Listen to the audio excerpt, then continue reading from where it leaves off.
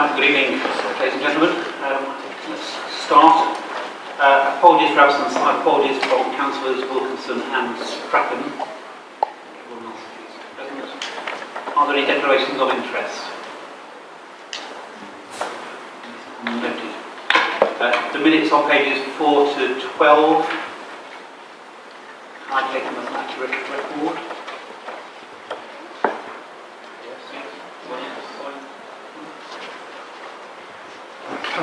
Are there any matters arising?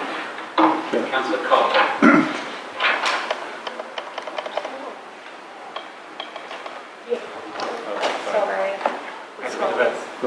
Musical chairs if you're on, sorry.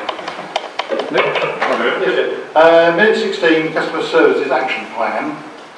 You may recall we had some discussion about that last time.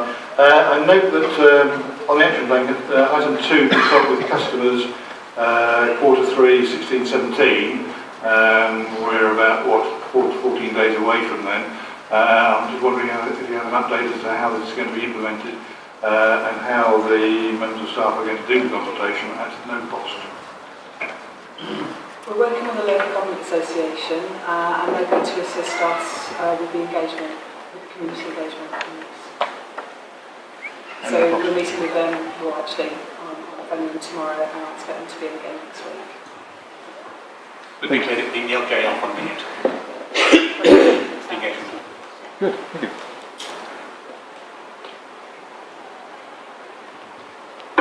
Any other matters arising?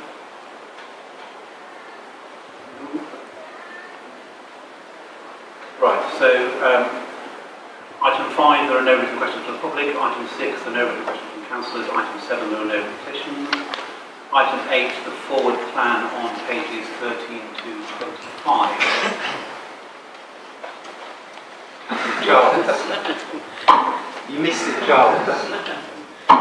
You missed it last time. So, Chair, given the clear steer full council gave over the local plan only a matter of a week ago, I would be grateful if the leader could give us an update where he can. And I appreciate there are confidential matters associated with the local plan and ongoing negotiations with other local authorities. But where are we now? What is his sense with other authorities given the clear steer full council gave? I would just quickly add that there's a massive inaccuracy in the Harlow Star. This group voted against development to the north east, contrary to what the Harlow Star said. But there was a clear steer from members, and I'd be grateful if you could give us a little update.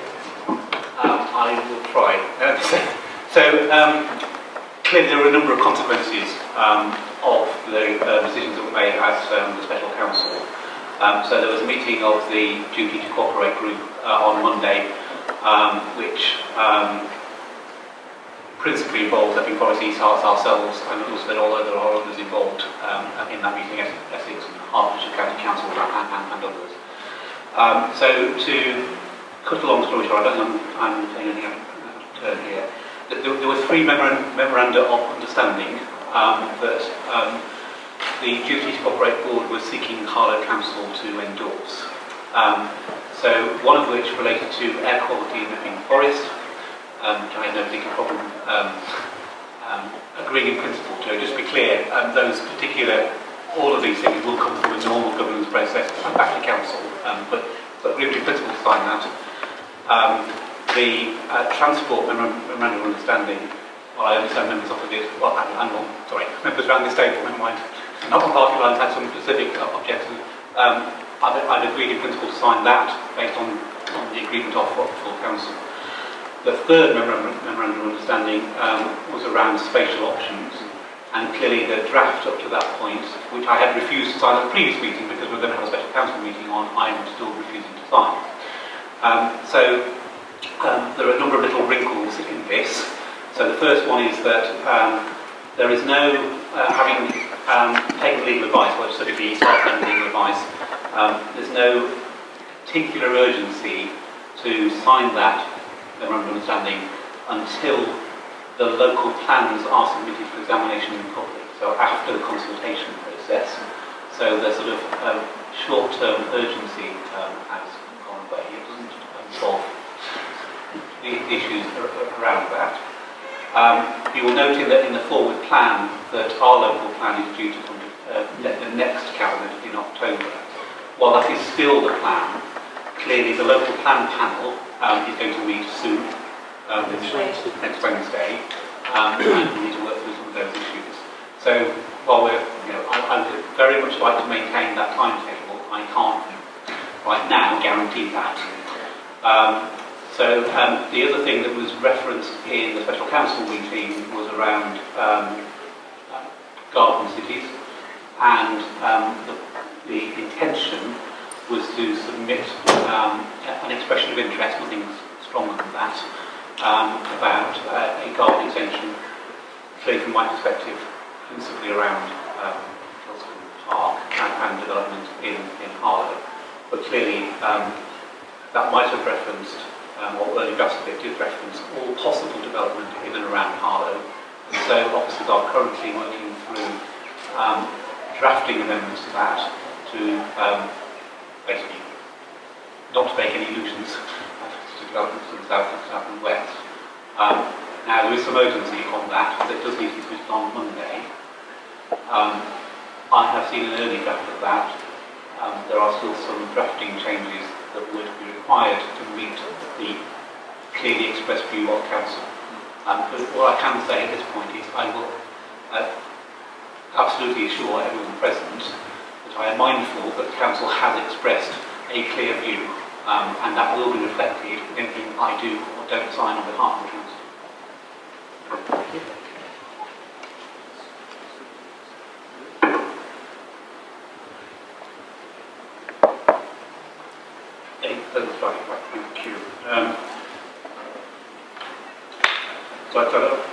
Sorry, not as far as forward plan there.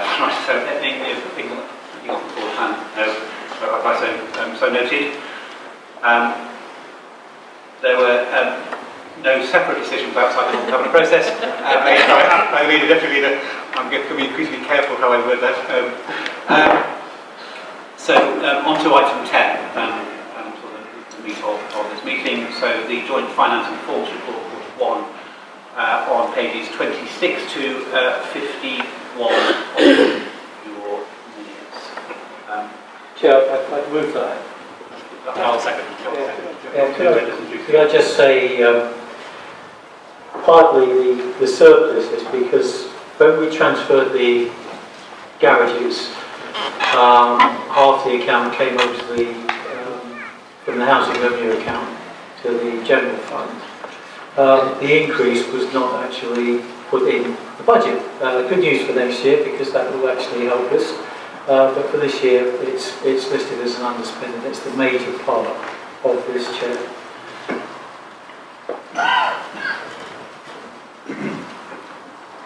I'm just putting out implementing, again, strong, clear financial control, a very small underspend, 0.45%. Again, continuing strong financial control. And in terms of performance, clearly the exceptions on it is the report, but it's generally, again, a good, solid performance. Any questions? Master Charles.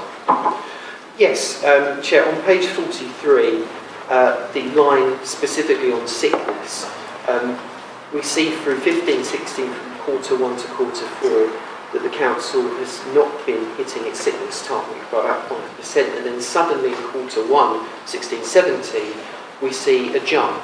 Now, looking at the report, I couldn't find any specific mentions to the reason why, and I'd be grateful if the council could give an update on why there's been this sudden jump.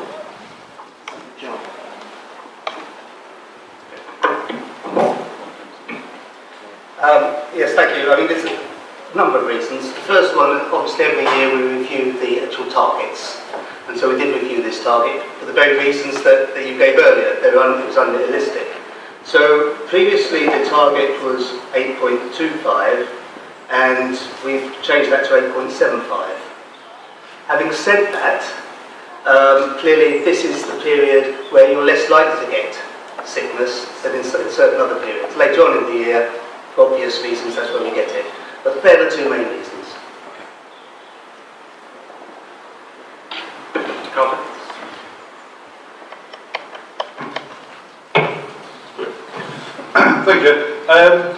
Just a couple of administrative points. There appear to be no implications in this report. At least in previous months, there has been sort of some comment or another on page 30. Just wonder if it's all been forgotten or typo. But if I could go on to page 40, which is the service-based analysis, there's what I would call a difference between words and figures. The text suggests serious current and imminent pressures on the housing funding, but the variances on page 39 are described as minor service variations of a saving of £19,000. So there appears to be a sort of mismatch between the comments and the actual figures. Unless it refers or alludes to Councillor Danvers' earlier comments about the switch from or transfer from the HRA to the general fund, whether that's all creating pressures, I don't know. Well, I imagine it's a strong financial control. Sorry, Chair, through you. It's exactly it. Strong financial management, what it does in the service-based analysis is identify those current and future risks and uncertainties. But strong financial management technical payments and the minor variation that we are showing in the demonstrates that the future is uncertain, the current arrangements around management of the budget is strong. So, I'm presuming those future uncertainties are related to the housing planning bill and specifically although we'll have a lot of detailed regulations that have not yet been finalised, and hence the impact on the council is on there. Okay. Good management. Well done. Thank you, Mr. Chairman. A few questions. Can I direct you to performance indicator JVC 302, urgent housing requests within 5 days, where we've dropped from a pretty common record of 99.5% down to 90%. We're asked by the officers writing this report to believe that the fact that we saw a few days heavy rain in June meant that we missed 10% of urgent housing repairs due within 5 days. You really stand by that report, Mr. Chairman?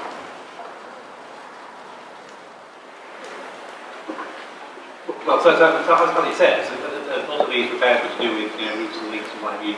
Because of sort of heavy rain, I don't think we really want to have any plan on that.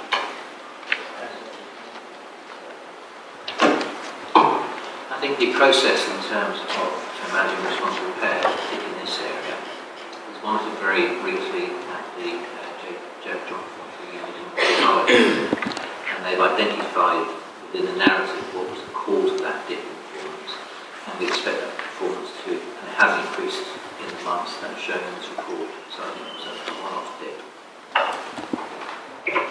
JVC 402, the percentage standard non-housing repairs within 20 days, also dipped by about 10%. Again, we're asked to believe that it was just unseasonal weather, a few days rain, that caused the problem and the dip. Do you stand by that? It says, what was the situation? Due to unseasonal weather across the quarter. Due to unseasonal weather across the quarter, it had a high inflow of roof leakage. So I was reading the practical steps in terms of. Mr. Chairman, we're asked to believe that the cause of the cost of the report situation was. The chair was speaking. Sorry, my hand up myself, thank you. So I'd refer you to the analysis, identifying the reasons for non-urgent jobs being reappointed at a later date and subcontracted was due to resourcing constraints due to long-term sickness. So, I take both in that context. Okay, final indicator, and then I've got a couple of questions after that. JVC 403, non-housing property statutory tests before due date, again a drop of about 10%. Keir Harlow, again, do you stand by the reasons within this report for that drop?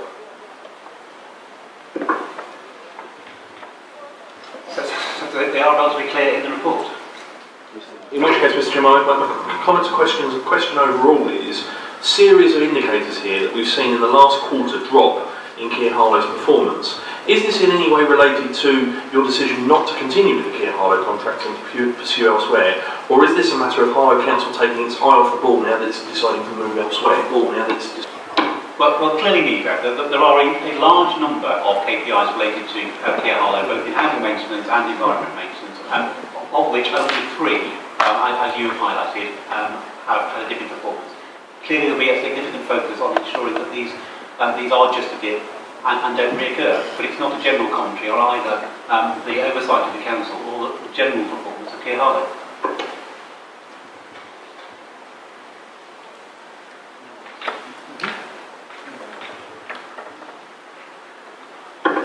Any further questions or comments? No? No, I just, so the recommendations on page 26, that we acknowledge the favourable variation and the very small underspend, and the fact that the council performed on or above target for 42 out of 47 indicators. Are we agreed? Agreed. Perfect. Thank you.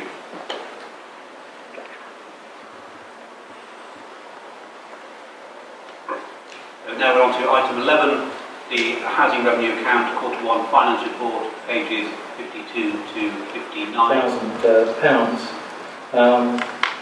And the point being that some of the capital schemes had to be brought forward, and that was reported to the July Cabinet. I think the report's quite explicit, Chair.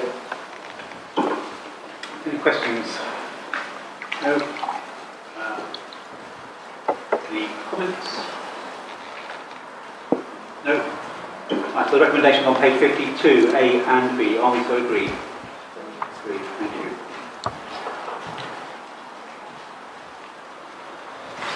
So, agenda item 12, the capital programmes Q1 finance report on pages 60 to 70. I'll move this as well, Chair. Second. As far as this one is concerned, the Council has approved the capital programme of 24.7 million for housing and 7.2 million for non-housing. They're all projected to be in line with the approved budget, and once again the report is quite explicit, Chair. Any questions? Comments? So the recommendations on page 60, A to C, to note the progress, approve the change to capital, housing capital programme and the specific items mentioned in relation to Lavender Hannes and the Fern Hill travel site. Are we so agreed? Agreed.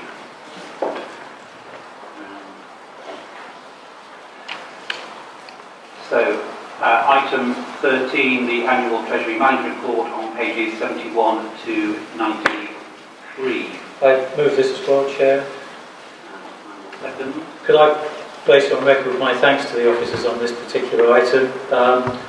The average level of investment managed by the Council has been £47.8 million, which has generated nearly £350,000 in interest, which is a rate of return almost double what the Treasury benchmarks are being actually reported to be. So congratulations to those officers who have actually been involved in this, Chair. Questions? Councillor Carter. Thank you, Chair. I'm a bit confused. The report is the annual Treasury Management Report for 2015-16, and yet recommendation B refers to an event which occurred outside of that period. So I'm not quite sure what the relevance is.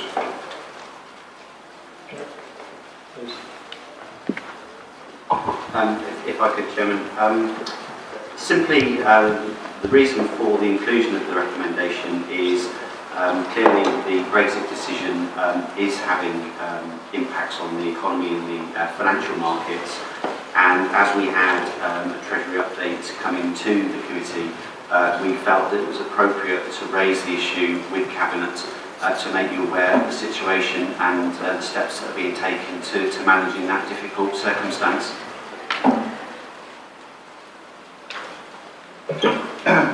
Moving on to paragraph 11 on page 73.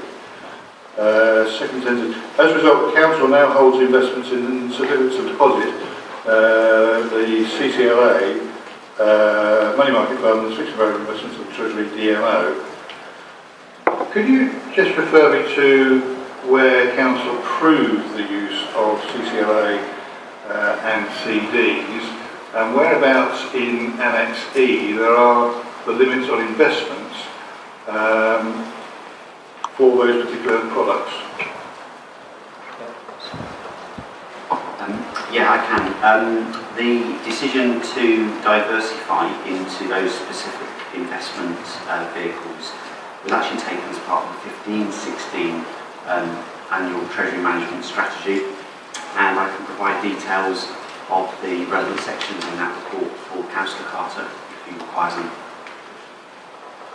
Chair, it would really help if opposition members, if they had detailed questions of this nature, if they talk to me or they talk to Simon, then clearly we could actually clear these up and not waste the time of this meeting. Through you, Mr. Chair, I have given notice of these questions. These are no surprise to the officers. Okay, talk to your officers. Is there any further questions? Yes, Chair. Paragraph 36, on a similar vein,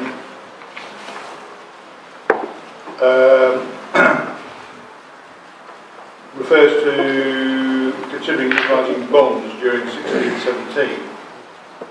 So again, where is the approval? Where are the parameters, limits and lender assessments for bonds as would appear in Annex E for all the other lenders? Could you just refer to the paragraph again, please? Paragraph 36 on page 82. I did email this yesterday.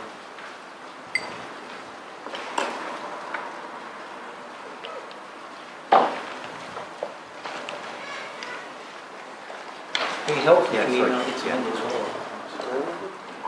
So yeah, just reference the previous response really. It was an option for us to use during 2015-16, which we did include as part of the Treasury strategy at that time, and therefore that has been through council approval. Okay, I do recall a session where Arlington briefed on diversification and balancing this, which I believe Councillor Carter was present at. But with respect, there is no reference in Annex E to the criteria or lending limits. We'll take it away, Chair.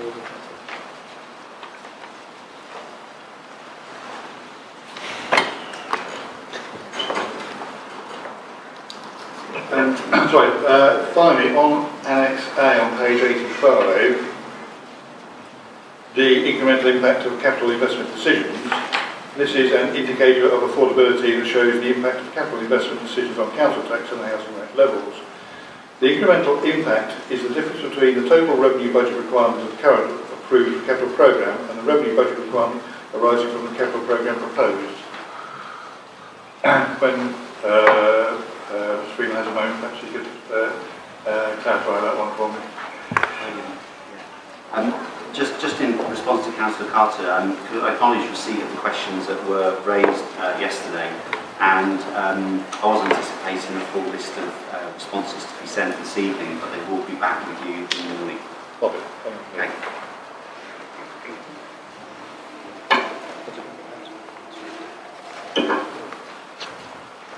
Any further questions? Comments? Oh, sorry. Thank you, Mr. Chairman. Merely to join with Councillor Evans, not often I agree with him, but I think you make a point every time we get the decent Treasury Management report in front of us to commend our officers, and I wholeheartedly support him in that commendation. Both when we were in power and when you've been in power, our financial officers have dealt very well with the monies of the councils, and that recognition deserves being put on record from both sides of the chamber. Right, there are no further contributions. The Well, to note, recommendations on page 71. So noted.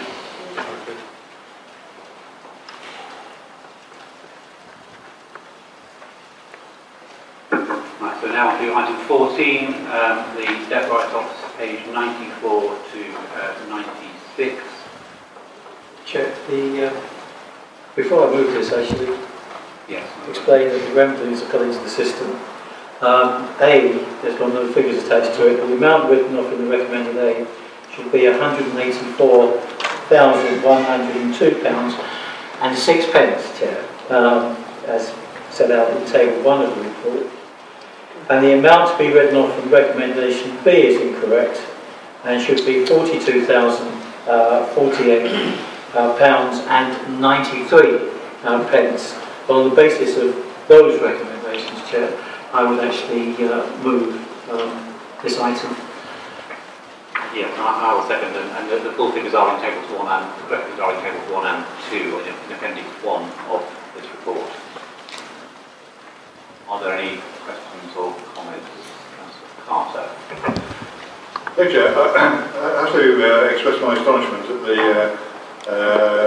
you can't even actually get the recommendation right. These reports have been out for a week, and I assume other people read them as well and may as well pick this up. So as you know, they were published a week ago, and they have been corrected in this meeting. And I've pointed out the correct data is in tables 1 and 2. So to make some different comments about typo in the report, it's not very constructive. I noticed there aren't any figures for writing off of tenant debts, former tenant debts. I'm aware that the limits for write-off have been reviewed some time ago, but is that therefore impossible for the Cabinet or anybody else to be aware of what's actually being written off? And I'm wondering, perhaps not now, if it's possible to know how much has been written off this year for both current and former tenant debts, just for openness and transparency that these things are actually happening and how much they're actually costing us. These write-offs do come to Cabinet. Depends on the amounts, Chair, which the officers have got, but from time to time it will actually be published, but it's not published in this particular report.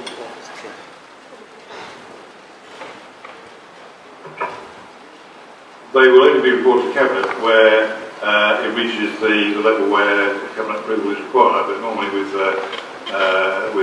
tenant debts and former debts, it doesn't reach the threshold to actually come here, which is why we don't see them.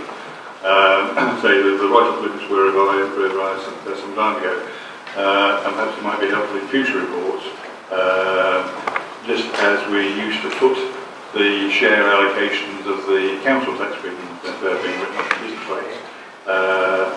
Just as a reminder for members as to why these things don't come up. But I'm presuming there are guidelines or formulae for deciding write-offs, particularly former tenant debts.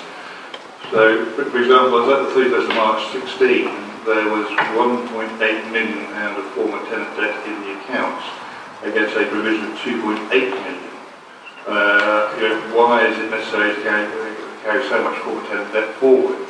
That's why I'm asking, obviously not now, but perhaps for a future meeting, where we can see what the guidelines are, why we are keeping so much former tenant debt. If we've lost touch with these people, we've got no hold over them, we can't take them to court or anything.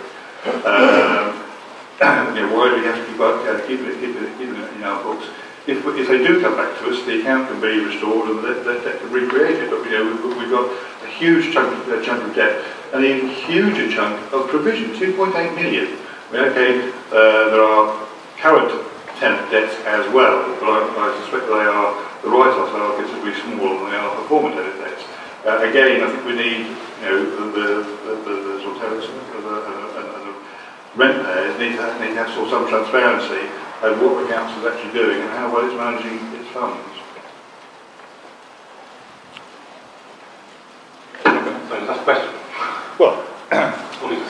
I'm asking for more transparency over how write-offs work. What are the procedures? I'm sure there must be procedures, guidelines as to how long you leave a debt and so on. Why is the figure so big? And also, why is the revision so big? 2.8 million for former debtors, 1.8 million. A lot of money. I will ensure you get pointed to the regulations of the procedures for debt write-off.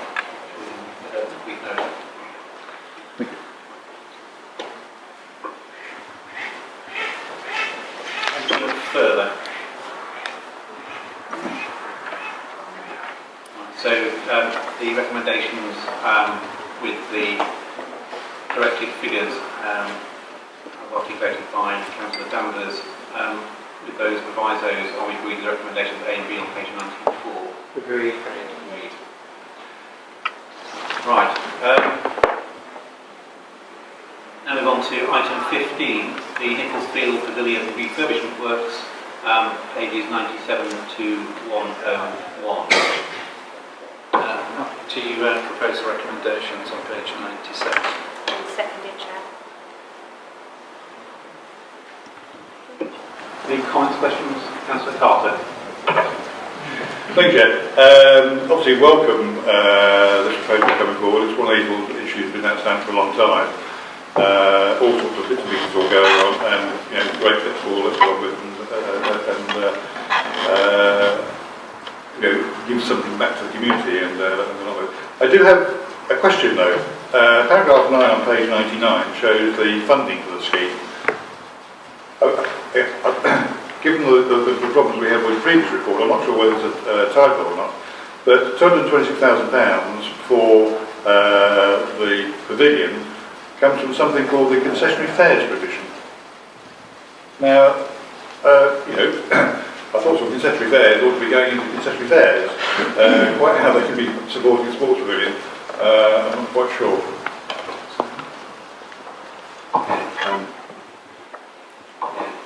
If I could just respond to that. The provision dates back a number of years and relates to a review of the concessionary fares methodology. I think probably Councillor Carter may well have been involved in at the time.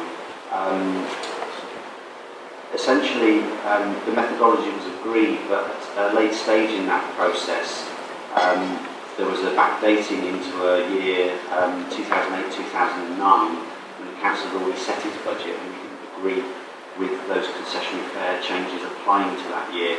So we set a provision aside relating to potential payment to the county council.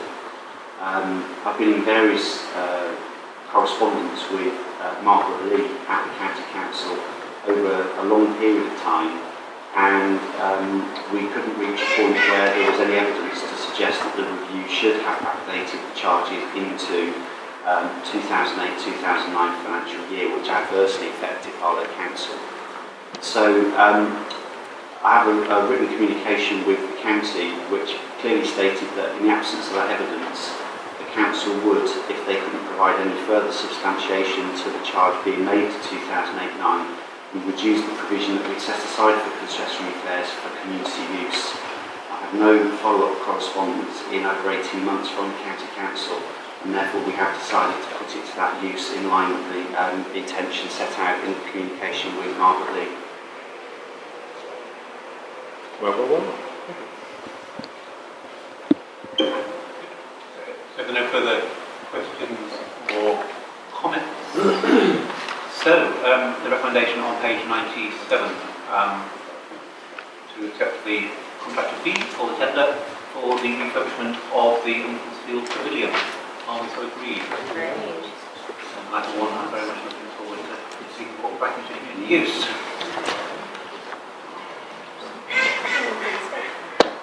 Right, so moving on to item 16, the award of contract for small roofing schemes, pages 102 to 104.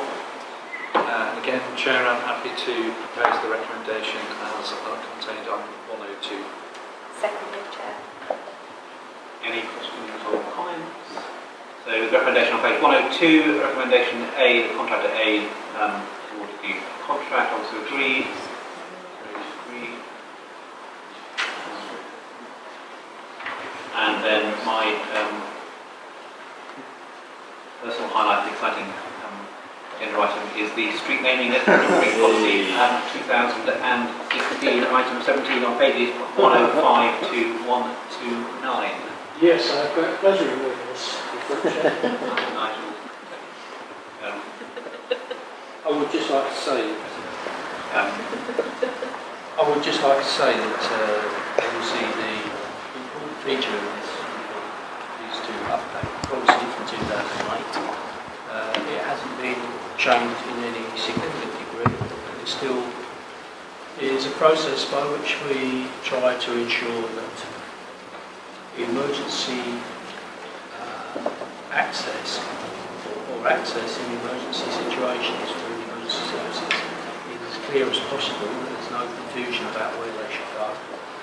Secondly, it helps with postal services, so there's no confusion about delivery of postal. And also, there's a minor involvement in ensuring that names themselves aren't too controversial. I could give you some really controversial ones that have cropped up in the past, but we generally find our way to an acceptable solution with the developers. It also obviously updates the fees that are chargeable to developers and the procedure that developers need to follow, and also members of the public if they wish to change their name and number of their property. Thank you. Councillor Johnson. Only about 30 questions to the portfolio. No. In all seriousness, I have one. I welcome the report, and the portfolio holder's right. The Civic Society, whenever I get copies of minutes from them, and I'm sure the leaders are the same, they've always talked about the fact that when this building was built, Clement Attlee Square was lost, and have been seeking for a number of years a reinstatement of a road within Harlow. And I just wonder if, now we've got a new policy, maybe the Cabinet might want to look at the Civic Society's requests. Sorry, we've actually had a discussion with the Civic Society because there is a particular problem about the ownership of the land out there. In fact, we were looking at an alternative, which was actually down at Market Square. We have put that to them and we are waiting for a response. But I have to say, we did put that to them about 2 months ago. But that's the Civic Society. It takes time. If there are no further questions, I was being a bit surprised by how there was a serious underlying point to it. So the recommendation on page 105 that we adopt the street naming policy. Agreed.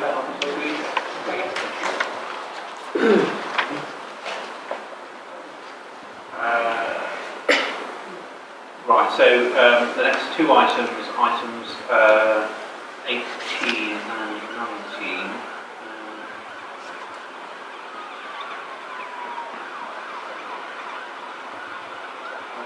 Sorry, they separate a bit.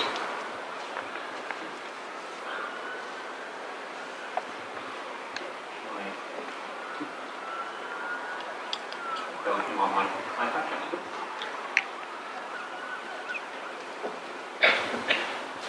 So this is the supplementary report, item 18, is the referral from the audit and standards, the statement of accounts, and the management letter of representation. So this is pages 5 and 6 to 9 respectively in the supplementary report.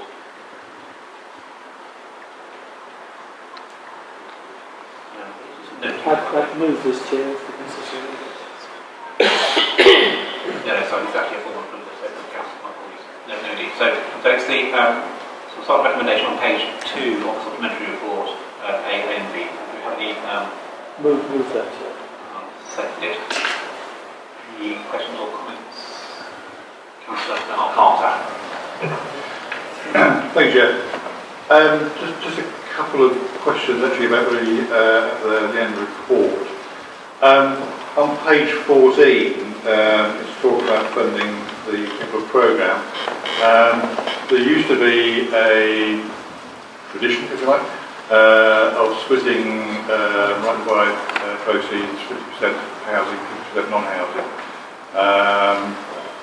Just wondering if we clarify that this whether that still exists or whether it's changed and when. It may well have, I can't remember. Yeah, we are considering the impact of those changes, but I will give a more full response in a written answer to Councillor Carter outside the meeting. Thank you much. Turning to page 53, we're talking about uncertainties. Changed the regulations on the impact of the use of depreciation and funding of reinvestment in that. Sorry. Page 53 about uncertainties. Question is whether the change to the regulation will have any impact on the use of depreciation or funding of reinvestment in the housing stock. You may need to write to me about that one as well. Page 61, transfers to from earmarked reserves. There's one called the Housing Benefits Subsidy Reserve of £536,000. This risk is a possible adverse variation to the receipt of subsidies. So how big a risk is that in monetary or proportional terms? You know, what the variation might be. And what is the biggest negative variance we have suffered and why? And what is the highest balance to be held for practical and accounting purposes? You may need to write to me on that one as well. I will provide a written response, just to sort of point out that the housing benefit subsidy is a significant cost to the council, and it runs into £7 million. So although the reserve currently looks significant, is held against major transactions which we undertake each year. I will provide a full response. Thank you.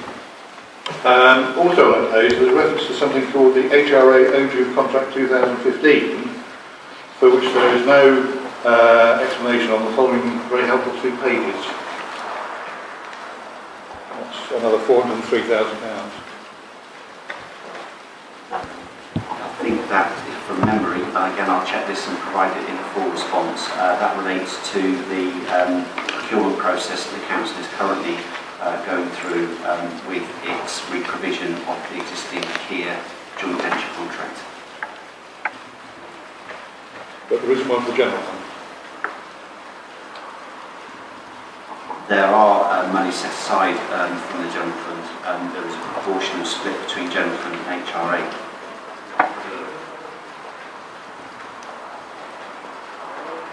But not listed on page 61. It has been included actually in a previous report in terms of the funding streams that are going to help establish the company that was agreed with Cabinet last September. So there have been no movements to that sort of fund in which is the period covered before. Yeah, money has been allocated against the earmarked sum that was provided for both the general fund and the HRA, but I will include that in response to the council cards. Moving on to page 80.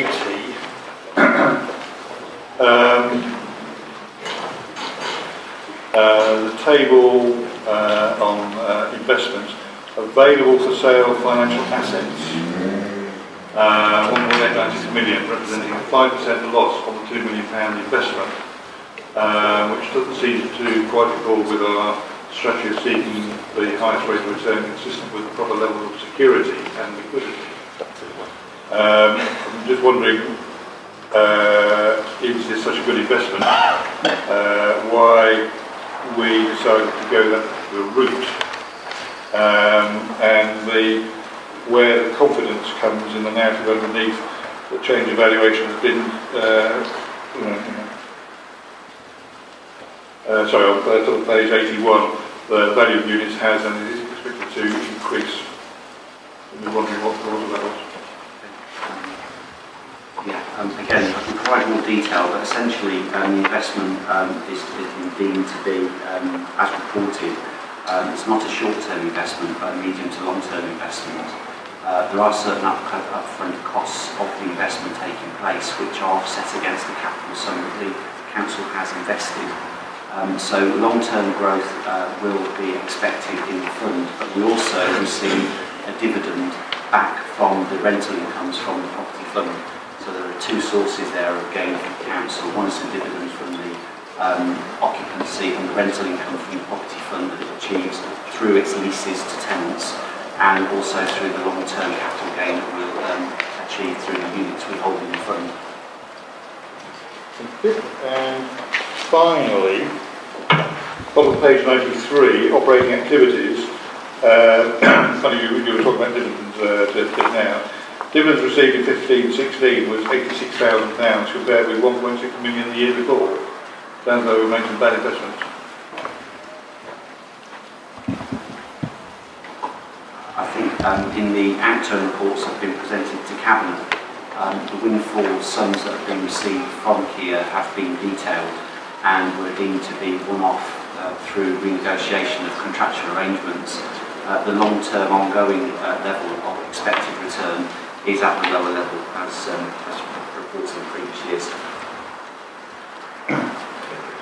Sorry, in the public meeting, you're saying that last year the council received a dividend from Kia Harlow of £1.6 million, which is about 10% of the annual service charge. Yeah, that's correct. We did.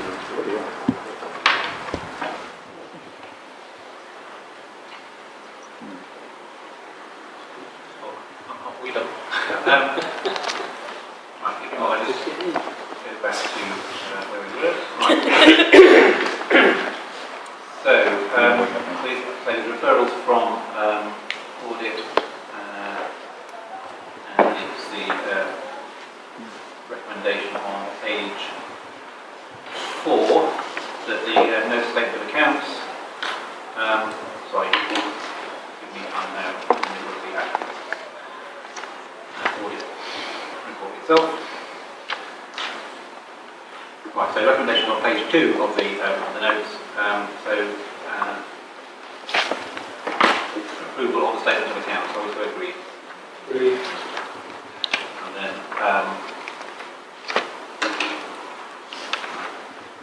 flipping backwards and forwards between the actual audit and the accounts themselves.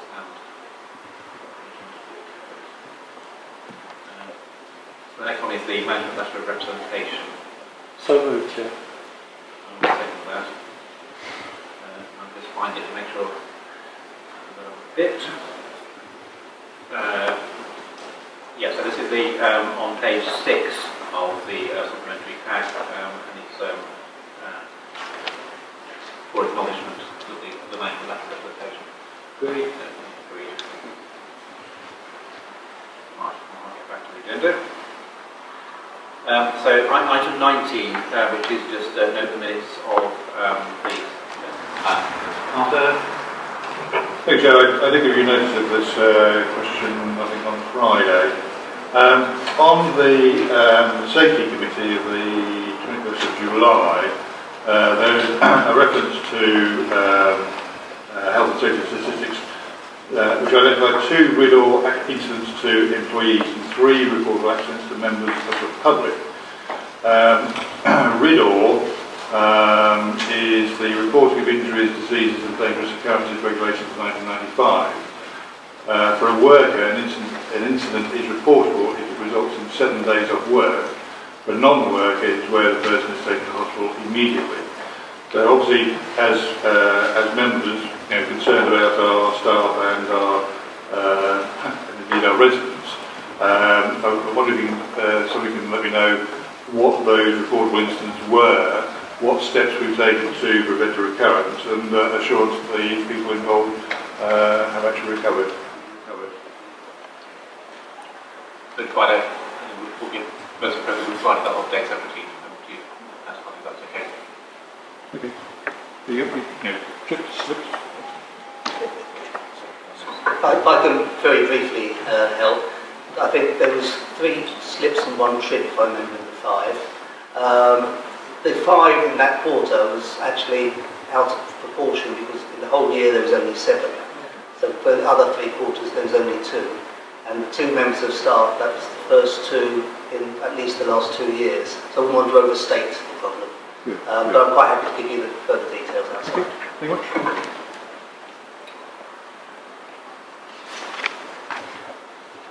Right, so if there is nothing further notes of the minutes? Right, there's no matter of urgent business. There is one final item, however, and I'm going to move that the following item be taken in private session on the grounds that it's likely to involve the disclosure of exempt information as specified in paragraph 3 of Part 1 of Schedule 12A of the Local Government Act 1952, if and so long as all circumstances the case in public interest in maintaining exemption outweighs public interest in disclosing the information. So I would like to ask the public press Press and media, they're out there.